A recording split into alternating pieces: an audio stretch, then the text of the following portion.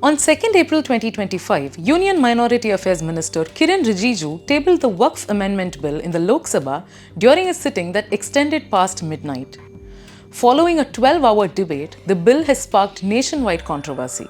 Originally introduced in the Parliament last year, the bill was referred to a joint parliamentary committee for scrutiny. The new bill, which was tabled along with repealing the 2024 version, seeks to amend the Waqf Act 1995, which governs the administration of Waqf properties in India. It proposes sweeping reforms that would expand the government's role in regulating Waqf properties and adjudicating disputes relating to them. Here is a breakdown of the key changes and the reasons behind the strong opposition from various parties. Waqf refers to properties dedicated to God for religious and charitable purposes. These properties can include mosques, graveyards, schools, and other institutions that serve the public good. Under Islamic law, once a property is designated as Waqf, it cannot be sold, inherited, or transferred. Non-Muslims can also create Waqf, provided it aligns with Islamic principles. So how does the new amendment impact the management of Waqf properties in India?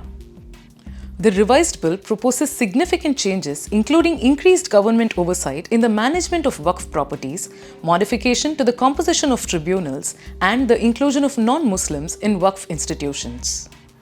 One controversial aspect of the earlier bill was the proposal to abolish the Waqf by user doctrine, which recognizes properties as Waqf based on uninterrupted communal use, even without formal documentation.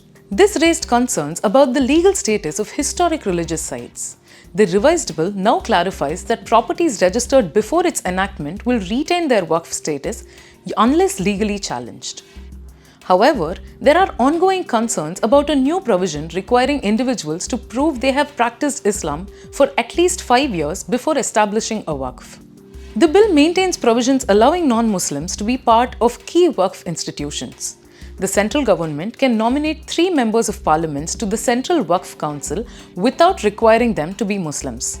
Additionally, state Waqf boards must now include at least 2 non-Muslim members. While the government argues that this will enhance expertise and transparency, critics see it as an interference in religious affairs. Previously, district collectors oversaw Waqf property surveys. The new bill mandates that senior officers of a higher rank conduct these surveys, particularly in cases involving disputed government ownership. These officers will also serve as the final arbiters in such disputes, eliminating the role of Waqf tribunals. While the government claims this will prevent misuse, opposition parties argue it could undermine the community's control over Waqf properties. The bill proposes a centralized registration system for Waqf properties to improve transparency. All Waqf property data must be uploaded within 6 months, although Waqf tribunals can grant extensions if necessary. Furthermore, the bill repeals Section 107 of the 1995 Act, which exempted Waqf properties from the Limitation Act of 1963.